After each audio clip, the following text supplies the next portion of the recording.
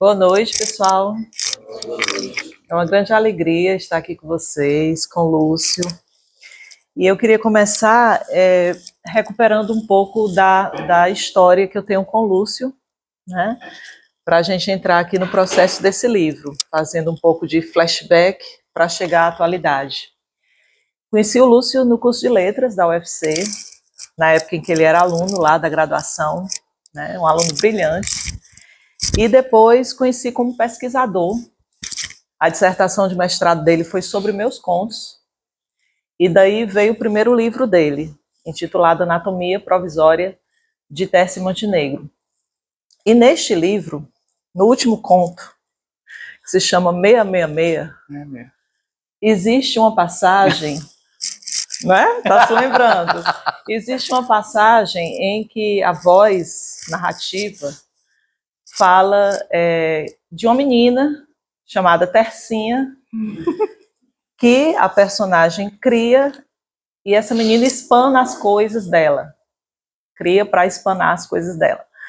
E aí eu achei isso formidável, né? Porque eu me senti exatamente dentro da sua pesquisa como que criada. Ai, que coisa, né? bonita. Pelas suas palavras. Que bom. E agora eu estou chamada para espanar um pouco meu Deus, que das lindo. suas palavras, das suas coisas, né? Espanar não no sentido de limpar, porque não precisa dessa limpeza, mas espanar no sentido de mostrar, até um pouco bagunçar, né? Revirar. Então eu acho que a gente está nesse momento de revirar o processo de escrita desse livro, como esse livro surgiu, e o meu papel aqui é um papel de leitora, de amiga, e de, acho que, um pouco aliciadora de vocês, para que se seduzam pela literatura do Lúcio e possam fruir desses textos tanto quanto eu já fruí, não é? Então, Lúcio, a primeira pergunta que eu queria fazer para você é sobre um pouco dessa trajetória que eu pincelei aqui. Você começa numa escrita acadêmica, né, numa escrita de pesquisa, pelo menos em termos de publicação, né? Então, você publica inicialmente um livro de pesquisa, depois você publica um romance, uma narrativa longa, Salve Rainha. Você tem também trabalho no audiovisual, né, como o caso do Fausto Nilo. Exatamente este ano você fez, né, um documentário assim, de longuíssimo fôlego, uma pesquisa, né, muito detalhada sobre esse artista. Você tem também a pesquisa sobre o Leonilson nas artes visuais, né? E agora você tem um livro de contos publicado, além de outras coisas que eu sei que estão para sair quando também. Vai parar, né? A pergunta não é essa, não, porque eu espero que não pare. A pergunta não é essa. Não quero saber de parar. Mas a pergunta é: como é que você tomou essa decisão, se é que foi uma decisão, dessa ordem de publicação? Assim, porque normalmente, em termos assim do que a gente vê na historiografia dos artistas da literatura, o começo quase sempre ou é pelo gênero do poema ou do conto, e muito mais tarde é que a gente vê surgir uma narrativa mais longa ou uma pesquisa, né? E você já vem com trabalhos assim de grande fôlego, né, e de grande ritmo, né, porque o conto, sendo uma narrativa mais breve, eu posso falar isso porque durante todo o começo da minha carreira eu fui contista e só me transformei em romancista muito mais tarde. Então o conto ele pode ser feito de maneira muito fragmentada, muito esparsa, né? Já o texto, tanto de pesquisa quanto o texto ficcional longo, ele requer uma disciplina e uma maturidade muito grande. Então você já começa com essa maturidade, né? E agora você entra no conto. Então como é que foi esse processo? Ou você já tinha esses contos antes? Conta um pouco pra gente aí dessa trajetória. De fato, a narrativa curta ela é um primeiro caminho, porque... Mas isso aí tem muito a ver com uma coisa que você fala sempre, que é a diferença entre escrever e publicar, né? Então, entre escrever, de fato, começa ali com o texto mais curto.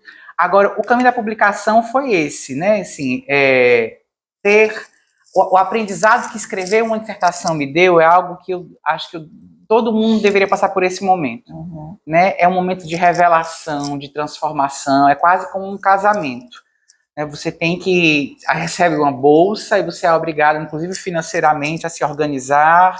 E tem ali um partner, um cônjuge, né? Às vezes um marido, uma mulher que te abandona, mas que é a figura do orientador, da orientadora, e tem que entregar aquele negócio.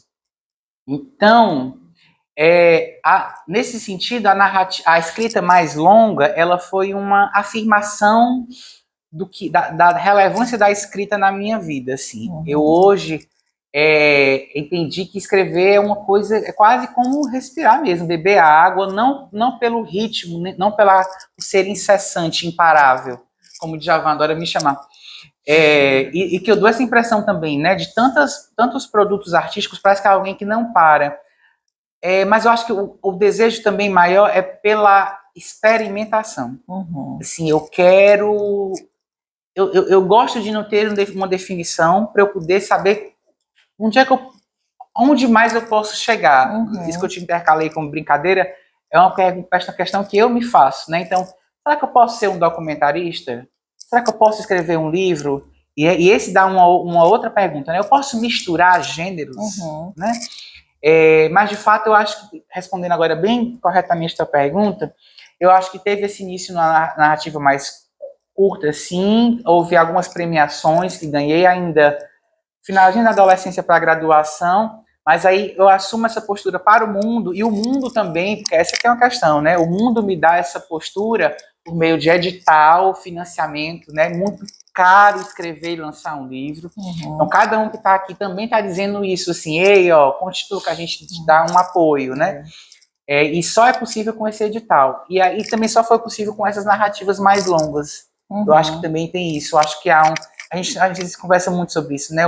Os textos longos, eles dão esse respeito maior ainda, né? Ainda há essa pecha, né? Para o mercado é mais favorável. É mais favorável, né? Sim. Mas os contos são uma festa, você sabe muito bem, é bom demais. Sim, é muito bom fazer conto, né? É muito bom, porque, ainda mais para uma pessoa que gosta de se experimentar, você consegue encerrar aquele universo e abrir outro, né? Porque o trânsito do foco narrativo, do ritmo, do texto, né? Quer dizer, na narrativa longa, você tem que manter uma... Assim, não que você tenha que manter, mas normalmente, né? A gente procura manter uma certa coerência de estilo, né? No livro ter a inteiro. Preocupação em manter, também tem isso. Exatamente. Eu lembro muito dos teus... Até você publicou um romance, mas tendo já escrito outros, e ela diz muito, foram todos rascunhos, não prestou, né? Então, por isso, né, voltar e ver, eu consegui manter essa voz. Exatamente. Né? Então, manter lá é que é o desafio. Aqui não, aqui é experimentar, né? Exatamente. E, Lúcia, você falou aí dessa coisa, dessa inquietação que é típica do artista, né? Será que eu consigo isso? Como seria fazer aquilo? E não cair numa fórmula que é exatamente o que mata, eu acho que essa fertilidade estética, né? Você transita pelo audiovisual, também você teve experiência no teatro. Como é que você acha que todo esse mundo de possibilidades criativas alimenta a sua literatura? Esse livro é muito teatral, né? Eu escolhi escrever em primeira pessoa os 12 contos, né? Como se fosse depoimentos dessas personas.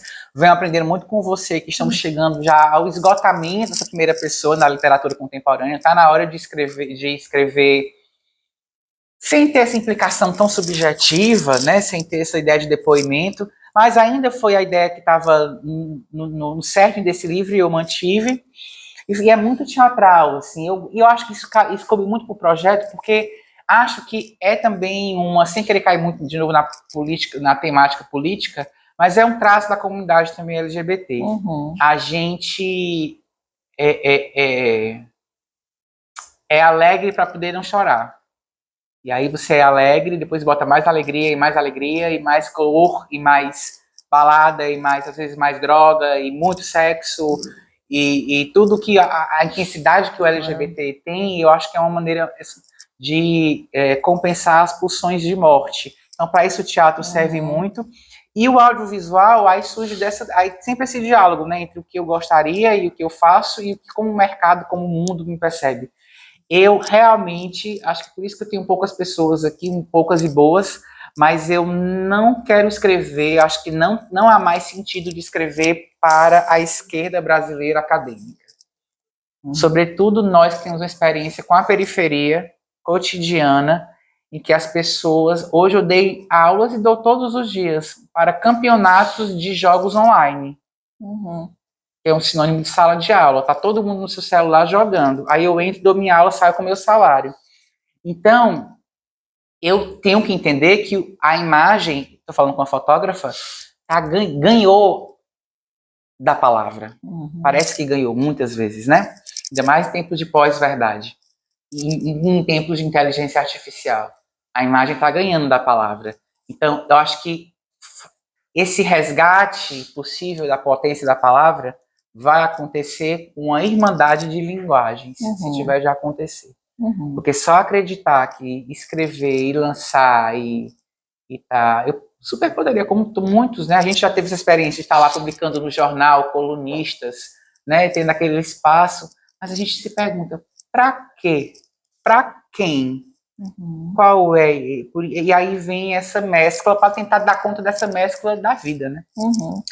E exatamente o seu projeto sempre é muito híbrido, né? De trazer um lado audiovisual, inclusive para a própria literatura, né? Na tentativa de dialogar com esse tempo, que leva a isso, a palavra meio que subordinada à imagem, ou tentando trazer essa imagem para dentro, né? Mas eu queria pegar uma coisa que você comentou sobre rir para não chorar, né? Da comunidade LGBTQIAP+. E uma coisa que é muito, assim, o seu estilo, é muito marcante no estilo do Lúcio, é o humor, né? E aí eu fiquei me perguntando realmente se é uma tendência, para além do estilo do Lúcio, uma tendência dos autores, né, que versam sobre esse assunto da comunidade LGBTQIAP+, de trabalhar de fato com uma certa comicidade para aliviar as dores, né, para aliviar o assunto que é tão árduo, né? E recentemente eu estava lendo uma coletânea de contos do Mário de Andrade, e havia especialmente um conto chamado Frederico Paciência, que me lembrou demais, né, a tua dicção, assim, pelo humor, sabe? Agora, claro que o nível do registro é diferente, porque além do humor, você traz também essa cearensidade, né, esse linguajar do nosso povo e tudo. Eu queria ler para vocês um trecho aqui, para ilustrar, que está na página 54, quem já tem um livro aí pode acompanhar. Faz parte do conto 69. Depois eu queria que Lúcio comentasse também sobre os títulos, né? A escolha. Então, por que tão pornográficos, né? A escolha dessa numerologia. Vai rezar, Lúcio. Então, esse primeiro parágrafo aí da página 54. Depois que me saí desse macho que tô, não quero mais outro não. Porque tu sabe, né? É bom, mas enjoa. Vou ficar um bom tempo sozinho e depois vou curtir a vida. Agora ele vai penar. Quando caiu de moto, quais morrem antes do tempo. E era a tia véia aqui empurrando cadeira de roda de um lado para o outro, dentro daquele frotão. Nunca vi tanta coisa feia na minha vida. Fui pro inferno sem morrer. Ou pior, porque no inferno não tem bala nem fila de espera. Passei a madrugada sentada no tridente do Satanás, segurando número de senha, ouvindo berro de dor e vendo gente em pedaço e pedaço de gente. Ali foi amor, viu? Faltei até trabalho na época. Tava, mas nem aí também. Até que cansei. Depois o cheiro a leite foi para casa da mãe no interior, que eu sei muita coisa, mas desconheço ser babá. Então, assim, eu passei horas rindo desse negócio de sentada no tridente do Satanás, né? E fico me perguntando assim, como é que ocorrem essas comparações, né? Então, assim, a gente vê no texto muita dificuldade da personagem que narra, né? Muita miséria, muita luta, né? E luta consigo mesma, com o entorno, enfim, com todas as circunstâncias. E a gente sabe, né, que essa realidade de estar ali no hospital público e tudo é uma desgraça, mas como você alivia, né? Isso que seria insuportável, quer dizer, se você não usasse esse recurso do alívio cômico, seria insuportável, né? A gente pode lembrar até alguns filmes, né, que às vezes exageram tanto no terror que você ri, né, como que por uma defesa psíquica. Então, assim, como é que o humor, né, é também uma defesa psíquica diante de tantos temas trágicos, né, que são legal trazidos. que tu trouxe um trecho que não é necessariamente uma marca homossexual, né? O trans, o queer. É uma situação... Sim. Estar no IJF, passar a madrugada esperando atendimento no IJF. Ou seja, todo mundo pode viver, né? Exatamente. Então eu acho que isso aí, eu me remete muito a uma entrevista que Chico Anísio deu a Jô Soares. E Jô pergunta a Chico, por falar em cearensidade, né? Jô pergunta a Chico por que há tantos humoristas no Ceará. E Chico responde, é a fome. É a miséria quem produz essa quantidade de humoristas que nós temos, né? Então eu acho que é isso, assim. Eu vivi isso muito com Salve Rainha também. Salve Rainha é meu romance em que eu vou abordar lá as chacinas recentes do Estado, né? Chacina do Curió, a chacina do Forró do Gago. E então, assim, para usar um termo seu, o espanto, o conflito, a transgressão literária, artística vai acontecer justamente por não abordar esse horror como um horror apenas. Porque senão a gente liga lá no canal 8, no canal 12, e é isso, né? O hiperrealismo escancarado na nossa cara. Eu acho que essa nossa capacidade de... Eu acho que isso também uma conquista desse livro, que é gargalhar com uma lágrimazinha escorrendo ou ficar angustiado com um sorriso na ponta da boca. Né? Essa mistura que me interessa muito. Lúcio, e aí sobre a confecção do livro, assim, de uma maneira mais específica, né? Título 24, a escolha da capa, os títulos que trazem esses números, e também no livro a gente encontra uma série de homenagens, né, de biografias, de figuras importantes da comunidade. Eu queria que você falasse um pouco dessas escolhas, assim, do formato mesmo, da pesquisa que o livro exigiu, né, para você compor essas narrativas. Se veio antes a pesquisa, se veio depois? Foi, já era uma ideia minha quando eu li o Amora, da Natália Borges Poliço, que é uma contista que ganhou o Jabuti, um livraço de contos lésbicos, assim. Acho que ali é um dos melhores livros que eu já li com essa temática. E eu falei, poxa, por que não tem um livro assim para homens gays? E aí comecei nessa... E eu tenho tanta história para contar, e as minhas também são assim, né? São abandonos, são tragédias, são amores descalpelados, e a baixaria que é estar vivo e ter um amor que não pode ser explícito. Mas que depois que se conta essa tragédia, é tão engraçado também, né? E aí eu fui juntando, eu tenho também essas histórias para contar, então comecei a escrever. Mas me veio uma ideia também de misturar com uma outra demanda. Quando eu fui lançar O Corpo de Conto e o Salve Rainha em Quixeramobim, está com 1 ano. As fotos estão assim, eu estou do lado de Bruno Paulino, que é um grande escritor de Quixeramobim, poeta, e aí tem o banner do Salve Rainha e o banner do Corpo de Conto. E eu no meio, eu falei, menino, olha isso. Já tem aqui uma ficção, né, longa e um texto teórico de pesquisa. Quem sabe não é um caminho aí misturar isso. Aí mandei um áudio justamente para ti no carro e falei, vem cá, deixa eu te passar uma ideia. Se eu fizesse um livro, o edital estava rolando, né? Ainda tem isso, né? Lá a tua pergunta. Tem o meu querer, tem o mercado e agora tem os editais, né? Então tem o tempo do edital. E temos que aproveitar enquanto temos um governo que nos dá editais, né? E aí pensei nisso, um livro misto, né? Que trouxesse... Porque nós carecemos dessa memória, como a nossa entrevistada falou aqui há pouco, né? E que está no canal no YouTube. Carecemos de memórias, de ícones, de referências. Nem sabemos, assim, por exemplo, para pegar um Paulo Diógenes, acho que as pessoas, primeiro, certo, com pouco tempo, conhecendo o Brasil como a gente conhece, não vão lembrar mais quem foi Paulo Diógenes. E jamais saberão que esse cara cearense, a Raimundinha, foi o primeiro parlamentar gay a ter um casamento no Brasil. Né? Ele quem trouxe para Fortaleza a ideia do casamento coletivo, né? Enquanto político que foi também. Né? Então, que revolucionário isso, né? E que seguimos sendo. Então, se a gente não conta essas histórias também, a gente, inclusive, tende a repeti-las, né? Então, começou aí essa mescla, né? E foi bom porque muitas dessas histórias reais são super dramáticas, né? De assassinatos, morticínios, pedradas, pauladas, dandara, né? Travestis. E aí veio os contos para dar esse sabor. E sobre a formatação, eu vou chamar agora um carinha que tá lá atrás, chegou a tua vez, vem cá. Décio Brauna. Porque ele fez, está sendo super elogiado por essa capa e o projeto gráfico desse livro lindo. E aí ele vai conversar com a gente aqui rapidinho. Aí eu vou só puxar mais uma cadeira para ficar o papo mais gostoso, mas a gente pode ficar todo mundo num cantinho onde tá. E então, gostou da nossa conversa? Saiba que ela continua aqui no canal com outros vídeos e, claro, no livro 24, com contos e crônicas sobre a comunidade LGBTI+, no Ceará.